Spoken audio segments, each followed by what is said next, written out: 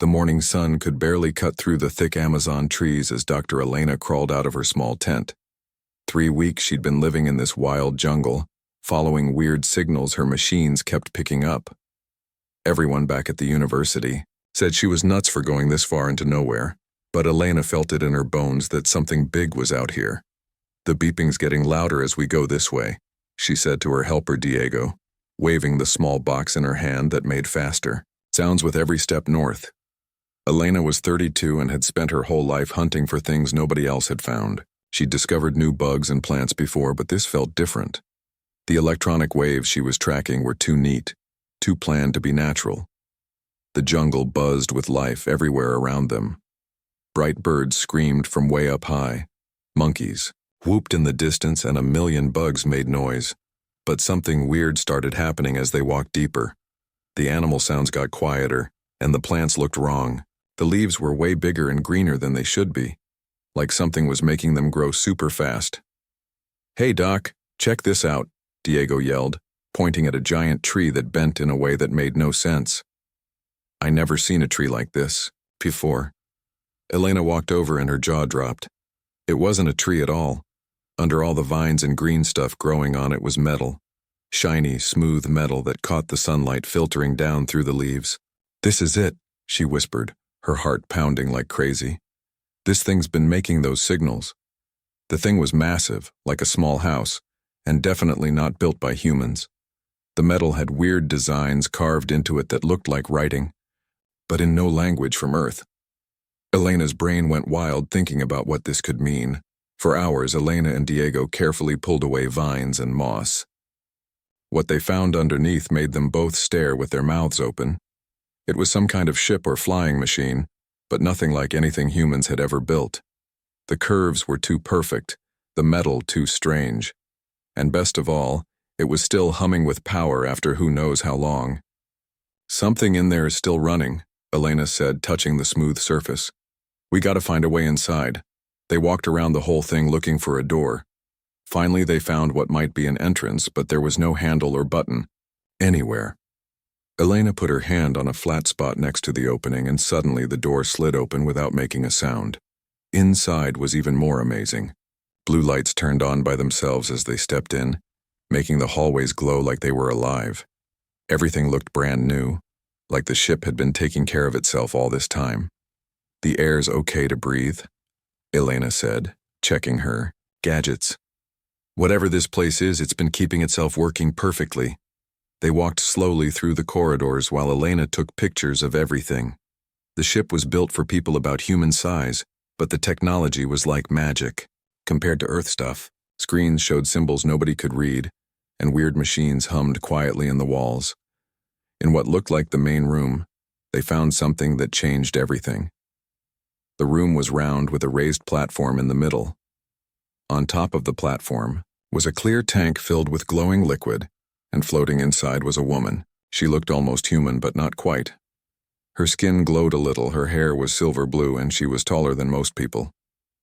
"She's alive," Elena gasped, staring at her equipment readings. "That liquid is keeping her alive somehow. Her heart's beating and everything." The woman looked peaceful, like she was just sleeping. Elena guessed she was maybe in her 20s, though it was hard to tell since she was obviously not from Earth. Elena spent hours trying to figure out how the tank worked. The technology was so advanced it made human science look like stone tools, but while she was studying it, her equipment accidentally messed with the ship's computers. Warning sounds started going off everywhere, and the tank began to empty. Elena panicked as she watched the liquid drain out and the woman inside start to wake up. "Oh no, what did I do?" Elena said, trying desperately to fix whatever she'd broken.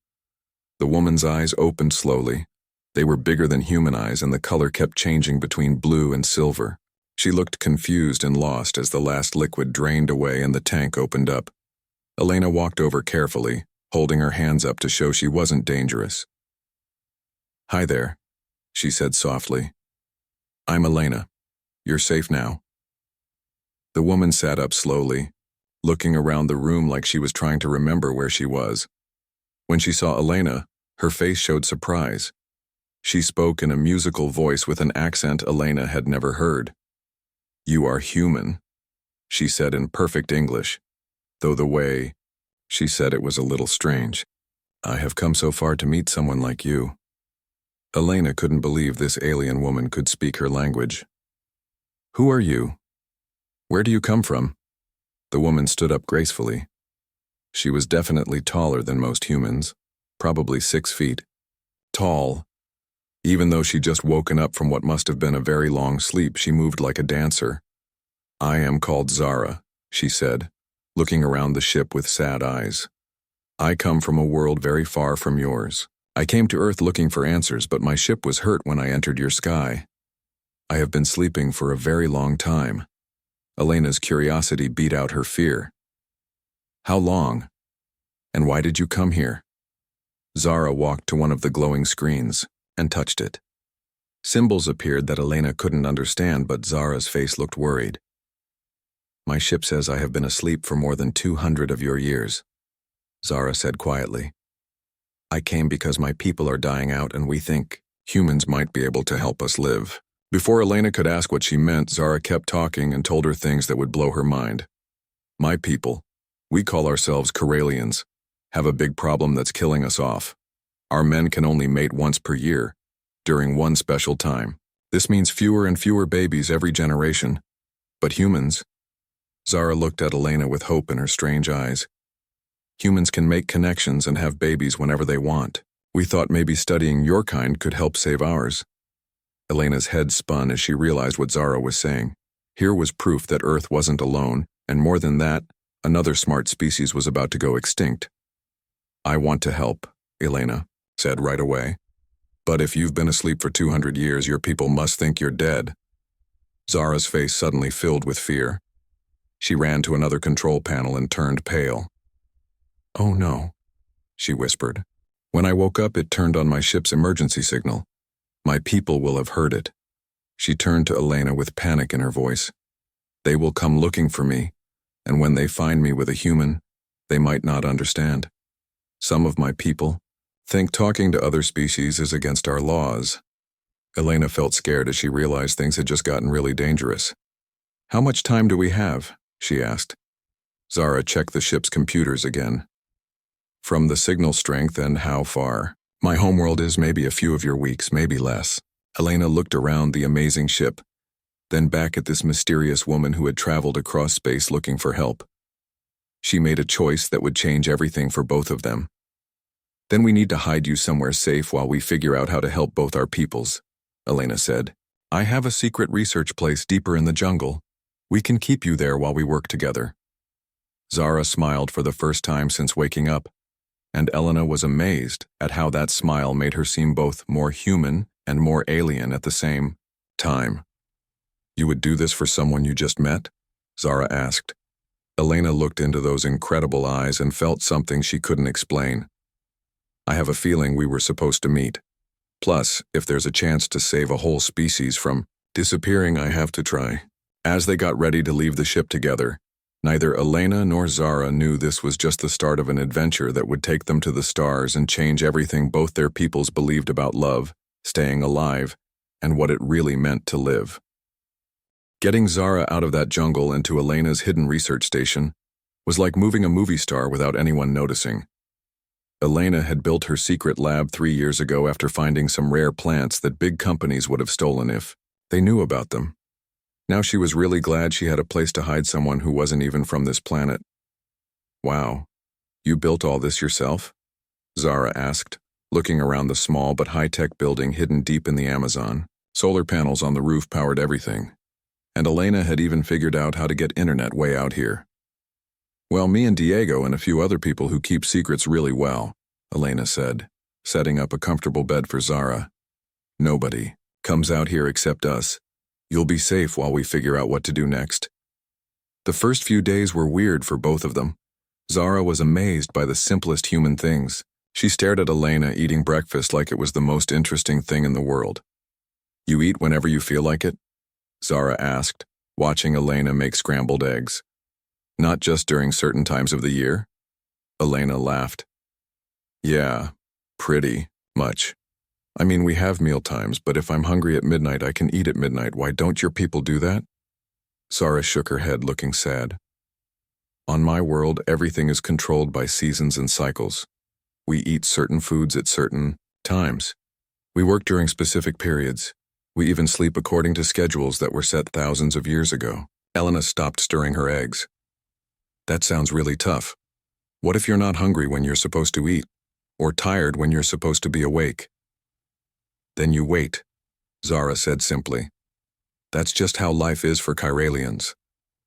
Elena couldn't imagine living like that.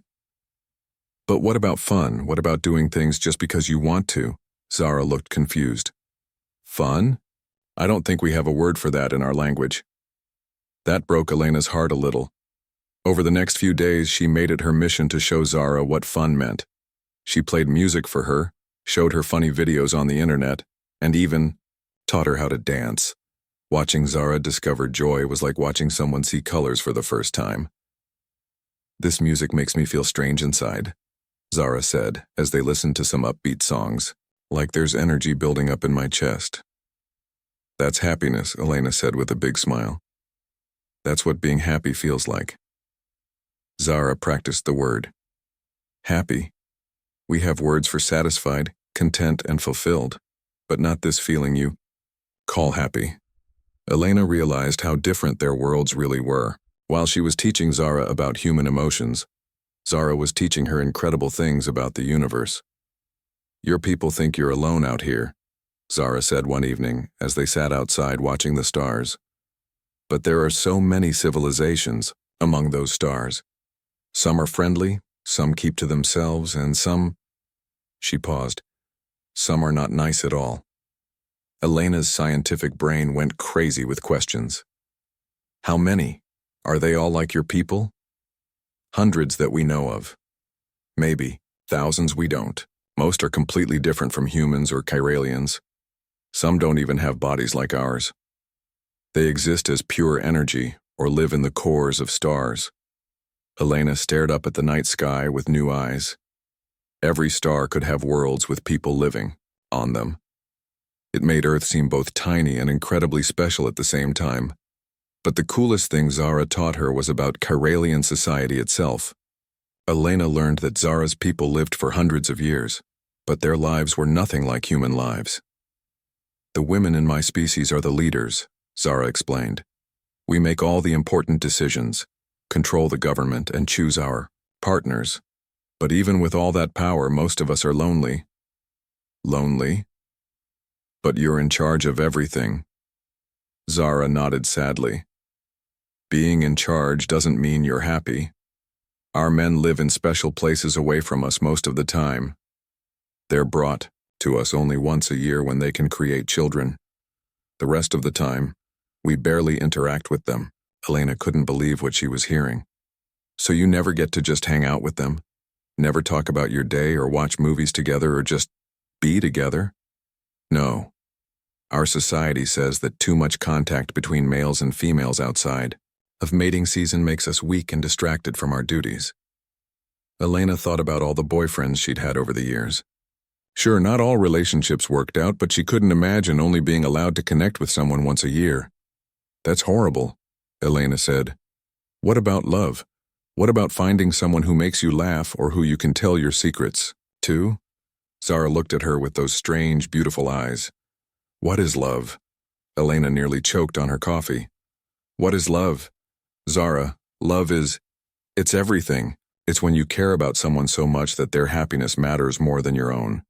It's when you can't wait to see them every day and you miss them when they're gone. It's when someone makes you feel like the best version of yourself. Zara listened carefully to every word.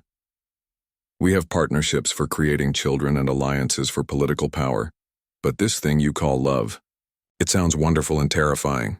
It can be both, Elena admitted. But it's worth it. Love makes life worth living. Over the following days, Elena showed Zara what human relationships looked like. She showed her romantic movies, talked about her own past relationships, and explained how humans dated and fell in love. Zara was fascinated by every detail. Humans choose their own partners? Zara asked. Nobody assigns them to you based on genetics or social status? Nope. We choose based on who we connect with, who makes us happy, who we want to spend time with. And you can spend time together whenever you want, talk whenever you want, touch whenever you want. Elena realized that Zara's questions were getting more personal, and she could see something changing in the alien woman's eyes. There was a hunger there, not for food, but for connection. Yeah, Elena said softly. That's what makes us human, I think. We connect with each other. But while they were learning about each other's worlds, something strange was happening around Elena's research station. The plants were growing faster and bigger than they ever had. Flowers were blooming, out of season, and the animals were acting different too. Birds that usually migrated in winter were staying put, and creatures that normally avoided each other were gathering together peacefully. Is this because of you? Elena asked Zara one morning as they watched a family of jaguars playing with some monkeys like they were old friends. Zara looked worried. I was afraid this might happen. My people have certain effects on the environments around us. Our biology is designed to encourage life and growth. It's one of the reasons we've survived so long on our world. Elena thought about the implications. But this could be dangerous. If scientists notice these changes, they'll come looking for the cause. Zara nodded. And if my people arrive and find that I've been affecting your world's ecosystem, they'll be very upset. They have strict rules about interfering with other planets. Elena was about to ask more questions when Diego came running into the station, out of breath and looking scared. Elena, we've got a problem, he panted. There are helicopters circling about 20 miles north of here. Military helicopters. And they're moving this way. Elena felt her blood turn cold. How did they find us? I don't know, but they're using some kind of scanning equipment, really advanced stuff that I've never seen before. Zara stood up quickly, her face pale. It's not your military, she said quietly. The scanning technology Diego is describing, it's Corallian. My people are already here. Elena looked at Zara, then at Diego, then back at Zara. Everything was about to change, and she wasn't sure any of them were ready for what was coming. How is that possible? Elena asked. You said we had weeks. Zara was already moving toward the communication equipment in Elena's lab. I underestimated how worried they would be if they sent a fast scout ship the moment they received my distress signal. She worked quickly on Elena's computers, somehow connecting them to systems Elena didn't even know existed. Yes, there's a Corallian vessel in your planet's orbit. They've been scanning your surface looking for me. Elena watched as alien symbols appeared on her computer screen. What do we do now? Zara looked at her with something that might have been love in her strange eyes. Now we find out if everything you've taught me about human courage and determination is really true. Because we're about to need both. The sound of helicopters was getting closer, and Elena realized that her quiet life as a jungle researcher was over forever. But looking at Zara, seeing the strength and hope in her face, Elena knew she wouldn't change anything. Sometimes the most important discoveries came with the biggest risks. Whatever happens, Elena said, taking Zara's hand, we face it together. Zara squeezed her hand back, and for the first time since leaving her home world, she felt something she was just learning to recognize. She felt happy. The helicopters landed in a clearing about half a mile from Elena's research station, but these weren't like any helicopters she'd ever seen. They moved too quietly, and their design was all wrong, too smooth, too perfect. As Elena watched through her binoculars, her stomach dropped. These definitely weren't human aircraft. They found us faster than I thought possible, Zara said, pacing nervously around the small lab. My people must have been really worried about me to send a rescue team this quickly. Elena kept watching as figures emerged from the strange aircraft. They looked human from a distance, but moved differently. Too graceful, too coordinated. How many of them are there? Probably 5 or 6. A standard rescue unit. Zara stopped pacing and looked directly at Elena. Their leader will be someone I know. Someone from my past. Is that good or bad? Zara's face showed emotions Elena was still learning to read. I'm not sure. It could be both. 20 minutes later, Elena got her answer. A tall figure in some kind of advanced uniform walked into the clearing around her station. Even from across the research area, Elena could tell this person was important. He moved like someone used to being in charge, and the others followed. Behind him like he was their leader. Commander Thane, Zara whispered, and Elena heard pain in her voice. You know him? He was my partner during our last mating season, and the one before that. Zara's voice got quiet. On my world, that makes him very important to me, even though we're not allowed to see each other most of the time. Elena felt a weird pang in her chest that she didn't want to think about too much. So he came to rescue you, or to bring me back for punishment. I broke a lot of rules when I left our world. Commander Thane was tall, even taller than Zara, with the same silver-blue hair and those strange color-changing eyes. But where Zara had learned to smile and show emotions, his face was like stone. When he spoke, his voice carried across the clearing like he was used to everyone listening to him.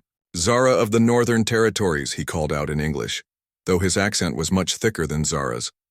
By order of the High Council, you will return with us immediately. Elena felt Zara tense up beside her. What are you going to do? What I should have done a long time ago, Zara said, standing up straighter. I'm going to tell him the truth. They walked out of the research station together, and Elena tried not to be scared. These beings had technology that could probably destroy her little lab without breaking a sweat. But Zara squeezed her hand as they approached the aliens. Thane, Zara said calmly, it's good to see you again. The commander's eyes moved from Zara to Elena, and Elena felt like he was examining her under a microscope. You have been living among the humans. This is forbidden. I have been learning from them, Zara corrected, and what I've learned could save our people. Thane's stone face didn't change. You have been missing for over 2 centuries. Your duties were left unfulfilled. The Council has declared you in violation of our most sacred laws. Elena listened to them talk and realized this was way more serious than she'd thought. Zara wasn't just in trouble, she was facing some kind of alien trial. What exactly did she do wrong? Elena asked, surprising herself by speaking up. Thane looked at her like she was an interesting bug. Humans should not speak in matters of Chiralian law. Hey, she's been living on my planet for months now, Elena shot back, feeling braver than she probably should have. That kind of makes it my business too. Zara smiled at Elena's courage. Thane, this is Dr. Elena Vasquez. She's the human who found me and helped me recover. She's also the one who's been teaching me about human society. Teaching you what, exactly? Thane asked, and Elena heard suspicion in his voice. About choice, Zara said simply. About love, about what it means to be truly happy. Thane's perfect composure cracked just a little. These are dangerous concepts. They lead to chaos and the breakdown of social order. Do they? Elena asked, getting more confident. Because from where I'm standing, your social order is what's causing problems. Zara told me your people are dying out because you're too rigid about when and how you can connect with each other. Elena expected Thane to get angry, but instead he looked curious. Explain. Elena took a deep breath. This was her chance to make a difference. Look, I'm just a scientist, but I know something about survival. Species that can't adapt die out. You guys have been doing the same thing for thousands of years and it's not working anymore. Maybe it's time to try something new. What are you suggesting? Thane asked. Elena looked at Zara, who nodded encouragingly. What if some of your people could learn to form the kind of bonds humans have? Not just once a year, but whenever they want to.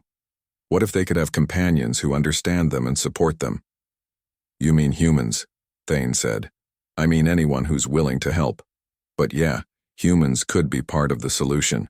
We're good at adapting, we're good at forming connections, and we live shorter lives than you do, so we wouldn't be a long-term burden on your society. Elena was making this up as she went along, but it felt right. In exchange, your people could help us with technology and knowledge. It would be good for both our species. Thane was quiet for a long time, thinking. Elena could see other Chiralians, in the background watching their conversation carefully. Some of them looked interested, others looked worried. "This proposal is highly irregular," Thane finally said. "It goes against everything our society is built on." "Your society is dying," Zara said gently. "Maybe irregular is exactly what we need." Thane looked at Zara with something Elena was starting to recognize as the Karelian version of emotion. "You have changed during your time here." "I've learned what it feels like to be happy," Zara said. "I've learned what it means to have someone care about me not because of duty or law, but just because they want to. Thane, I've discovered what love is." Elena felt her heart skip when Zara said that. She'd been trying not to think about her growing feelings for Zara, but hearing her talk about love made everything clear.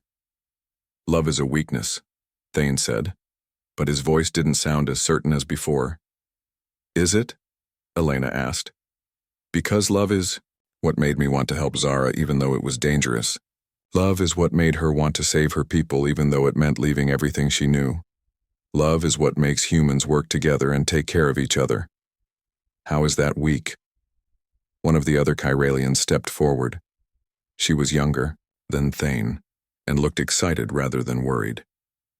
"Commander, what if we could test this proposal? What if a few volunteers could stay and observe human bonding practices?" Thane frowned at her. "Lieutenant Kira, this is not your decision to make, but it could be the High Council's decision," Kira said bravely. "If we bring back evidence that this human approach could work, it would require someone to go to Karelia and present the case to the Council," Thane said slowly. Elena felt her heart racing. "I'll go." Everyone stared at her. "Elena, no," Zara said quickly. "It's too dangerous. Humans have never been to our world. We don't know how your biology would react to our environment." "But that's exactly why it would work," Elena said, getting excited about the idea.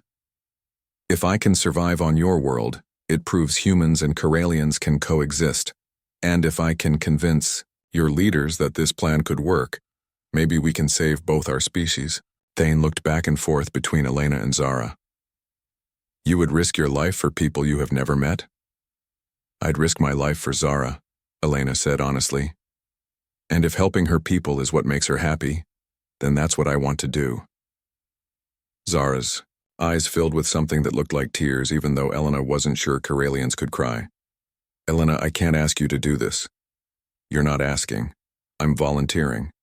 Thane studied Elena for a long moment. "Very well. But there are conditions. You will come as my prisoner, not as an ambassador. If the Council rejects your proposal, you will be returned to Earth immediately, and all contact between our species will be forbidden forever. And if they accept it, then perhaps both our peoples will have a future." Elena looked at Zara and saw hope in those strange, beautiful eyes. "When do we leave?" "Now," Thane said. "Every moment we delay gives the conservative members of the I Council more time to organize against us." As they walked toward the alien aircraft, Elena felt scared and excited at the same time. She was about to become the first human to visit another world, and she was doing it for someone she was pretty sure she was falling in love with. "Are you sure about this?" Zara asked quietly as they approached the ship. Elena looked at her and smiled. "I've never been more sure of anything in my life." But as they climbed aboard the sleek alien vessel, Elena couldn't shake the feeling that the real challenge was just beginning. Getting to Karelia was one thing. Convincing an entire alien government to change thousands of years of tradition was something else entirely. Still, as the ship lifted off and Earth grew smaller below them, Elena felt ready for whatever came next. She was fighting for love, and that made her feel like she could take on the universe. The journey to Karelia took 3 days, but it felt like flying through a dream. Elena spent most of the time pressed against the ship's windows, watching stars and planets she'd only imagined before. Space wasn't empty like she'd thought. There were colors everywhere, swirling clouds of gas that looked like paintings and other ships moving between distant worlds. "Is that normal?" Elena asked, pointing at a massive station floating near a purple planet. "That's a trading post," Zara explained, sitting beside her. Species from dozens of worlds meet there to exchange goods and information. Your people will probably visit places like that someday. Elena's scientific brain was going crazy with questions, but she was also nervous about what was waiting for them. Zara had been teaching her basic Karelian customs during the trip, and some of them seemed really strange. So I can't look directly at the council members when I'm talking to them, Elena asked for the 10th time. Not unless they give you permission first. Direct eye contact is considered aggressive in formal settings. Zara squeezed Elena's hand. I know it's a lot to remember, but you're doing great. Commander Thane had been mostly quiet during the journey, but Elena caught him watching her sometimes. She couldn't tell if he was impressed or worried about bringing a human to his world. When Kiralia finally appeared in front of them, Elena's jaw dropped. The planet was covered in floating cities connected by bridges of light. Instead of being stuck to the ground like Earth cities, these moved slowly through the sky above a surface covered in silver forests and blue oceans. How is this possible? Elena whispered. Gravity manipulation technology, Zara said proudly. We've been building sky cities for over 1,000 years. It lets us live without disturbing the natural ecosystems below. As their ship approached, one of the largest floating cities, Elena could see that the buildings looked more like art than architecture. Everything curved and flowed together, and the whole city seemed to pulse with soft light. Welcome to the capital sphere, Thane announced, as they descended toward a landing platform. Elena of Earth, you are now the first human to set foot on Kyralia. Elena stepped out of the ship and immediately felt different. The air was cleaner than anything on Earth, and she felt lighter, like she could jump higher and move faster. Why do I feel so strong? Our planet has lower gravity than yours, and our atmosphere has more oxygen, Zara explained. Your body will adapt quickly. But as they walked through the city, Elena started noticing things that made her uncomfortable. The Karelians they passed all looked perfect, tall, graceful, with flawless skin and hair. But their faces were cold, like beautiful statues. Nobody smiled, nobody laughed, nobody even seemed to notice each other. Where is everyone? Elena asked. The streets were clean and organized, but felt empty even with people walking around. This is how we live, Zara said quietly. We interact when necessary for work or duty, but casual socializing is considered a waste of time. Elena watched a group of Karelian women walking past. They moved together but didn't talk or even look at each other. That's so sad. I used to think it was normal, Zara admitted, until I learned what friendship feels like. They were taken to a building that looked like a crystal palace, where Elena was given quarters to stay in before meeting the High Council. The room was beautiful, but felt like a fancy hotel. Perfect, but cold. Where do the men live? Elena asked, when Zara came to check on her. Zara's expression grew sad. I'll show you tomorrow, but you should prepare yourself. It might be upsetting. That night, Elena couldn't sleep. She kept thinking about how quiet and lonely this advanced civilization felt. She'd imagined alien worlds would be exciting and full of wonders, but Karelia felt more like a beautiful prison. The next morning, Zara took her to see the male residential areas. Elena was shocked to discover that the men lived in separate floating sections of the city, connected to the main areas by guarded bridges. They can't just come and go freely? Elena asked, watching male Kyralians walking in gardens that looked more like fancy cages. It's for their protection, Zara explained. But she sounded like she was repeating something she'd been taught rather than something she believed. Males are precious because they can only reproduce once per year. We keep them safe and comfortable. Elena watched the males through a viewing area. They were beautiful too, but they looked as emotionally distant as the females. Some were reading, others were doing exercises, but none of them seemed happy. When do they get to interact with you? During mating season. For about 2 weeks out of the year, selected males are brought to us for formal bonding ceremonies. Elena felt sick. That's not bonding. That's like using people as machines. I never thought of it that way until I met you. Zara said, quietly. They spent the next few days exploring the city while waiting for Elena's audience with the High Council. Elena met some of Zara's friends and colleagues and slowly started to understand how their society worked. So you've lived for over 200 years, but you've only spent time with a male for maybe 20 weeks total? Elena asked Dr. Lyra, one of Zara's scientist friends. That seems like a lot when you say it that way, Lyra replied. Most females only interact with males for 10 to 15 weeks in their entire lives. Elena couldn't hide her shock. But don't. You get lonely? Don't you want someone to talk to about your day or to comfort you when you're sad?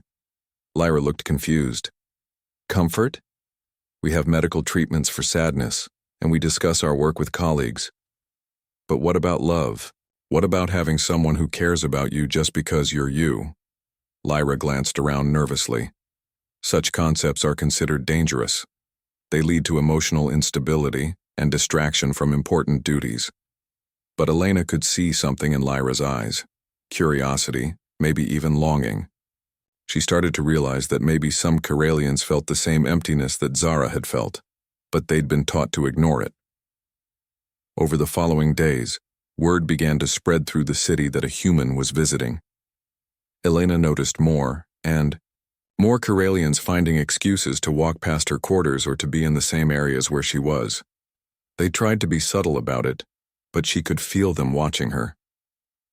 They're curious about you, Zara explained. Especially the younger females. Some of them have been secretly intercepting human broadcast from Earth. Your movies, your music, your shows about relationships. Really? What do they think about them?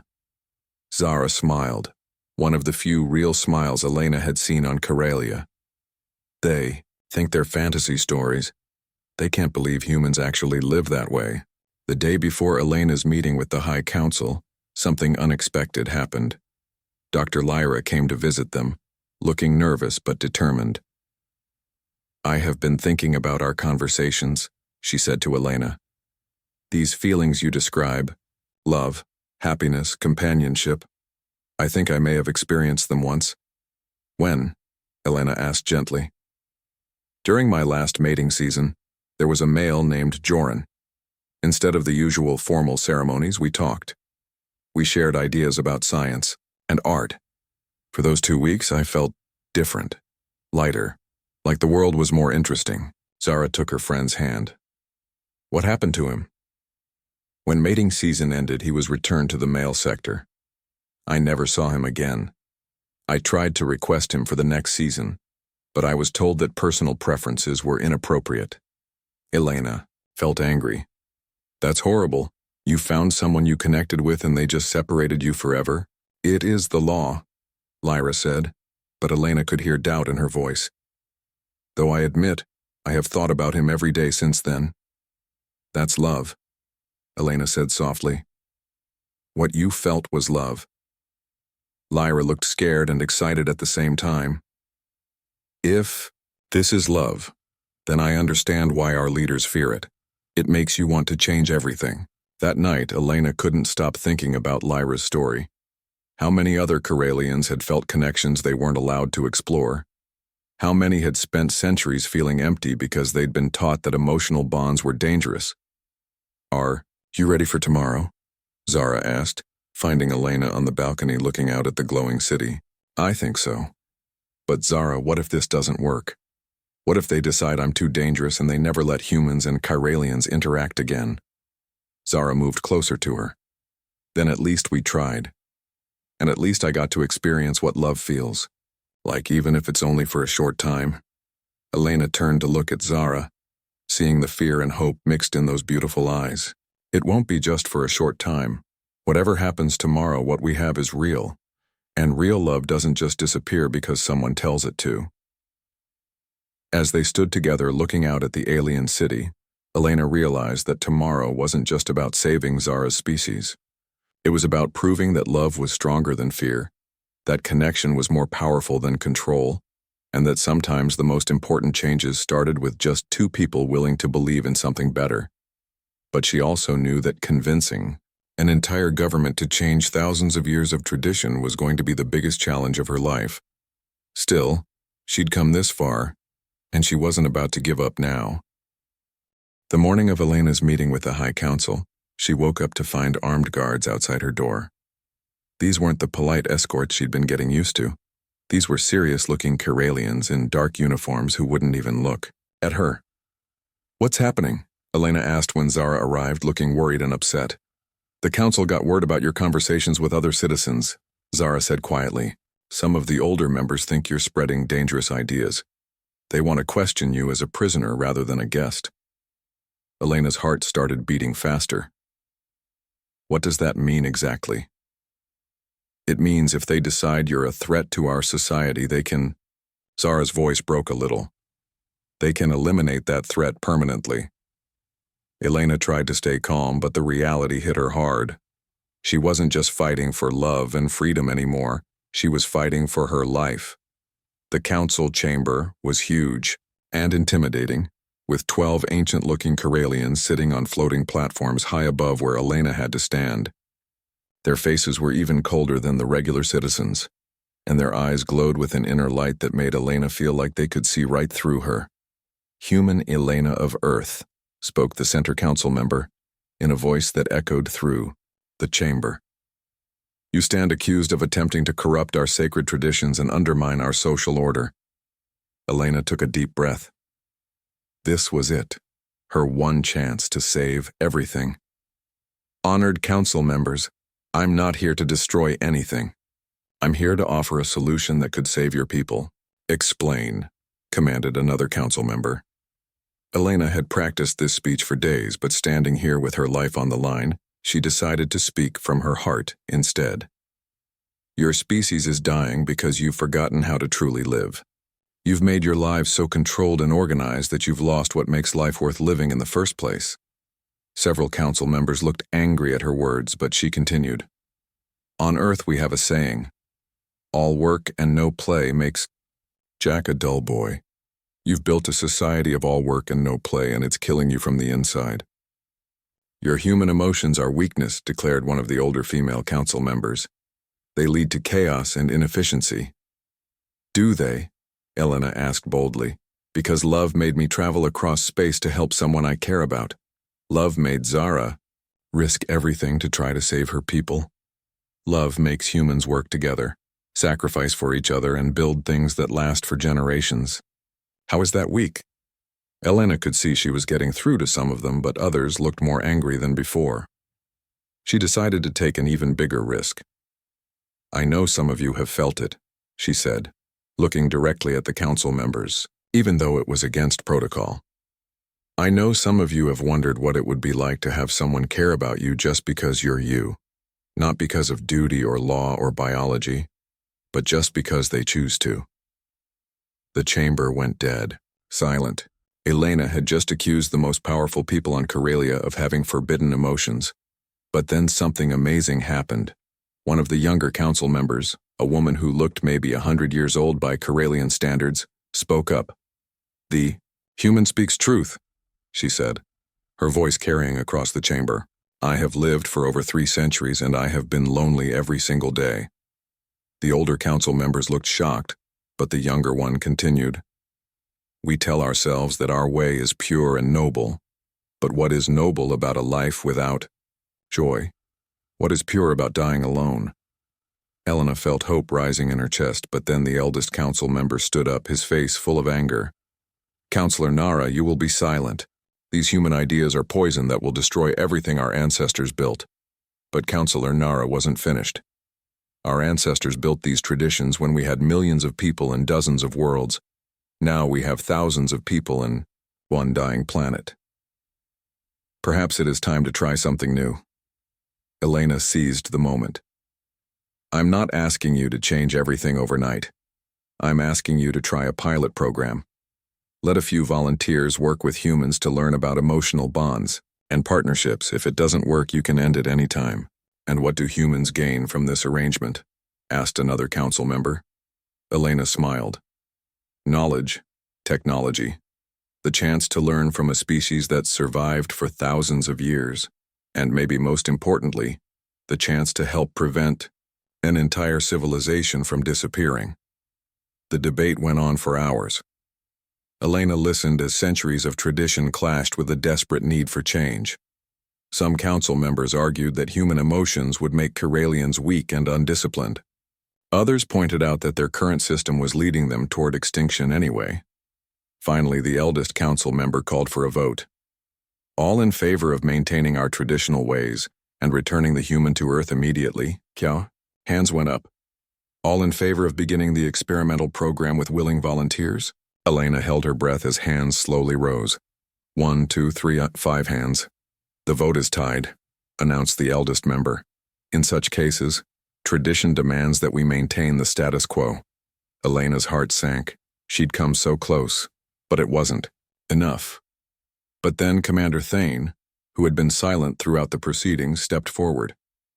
I request permission to address the council. Elena was surprised when the council granted his request. Thane had seemed so devoted to tradition during their time on Earth. Honored council, Thane began, I have observed the human Elena for many days. I have seen how her presence affects others, how her ideas inspire hope in those who had forgotten what hope felt like. Elena couldn't believe what she was hearing. More importantly, Thane continued, I have seen the change in Zara. She was always intelligent and capable, but now she is truly alive in a way I have never seen before. If this is what human companionship can offer our people, perhaps we should not fear it. Thane paused, then said something that shocked everyone in the chamber. I request to be one of the volunteers for this program. The chamber erupted in surprised voices. Elena looked over at Zara, who seemed as amazed as everyone else. The eldest council member called for order, then said grimly, Very well. We will hold a new vote. All in favor of the experimental program? This time, 6 hands went up, including 2 that had voted against it before. Elena nearly collapsed with relief, but the eldest member wasn't finished. However, the program will be limited to 10 volunteers maximum, and the human Elena must remain on Kyralia to oversee it personally. Elena's relief turned to worry. She'd expected to go back to Earth. For how long? 1 full year. If the program shows no positive results by then, it will be terminated, and all contact between our species will be forbidden. Elena looked at Zara, who nodded encouragingly. I accept, Elena said. Over the following months, everything changed faster than anyone expected. The volunteer program started with Thane, Zara, Dr. Lyra, and 7 other brave Kyralians. Elena worked with each of them to help them understand human emotions and relationships. The breakthrough came when Dr. Lyra was reunited with Joran, the male she had connected with years before. Elena watched them rediscover their bond, and it was like watching flowers bloom after a long winter. Word spread through the city as the volunteers began to change.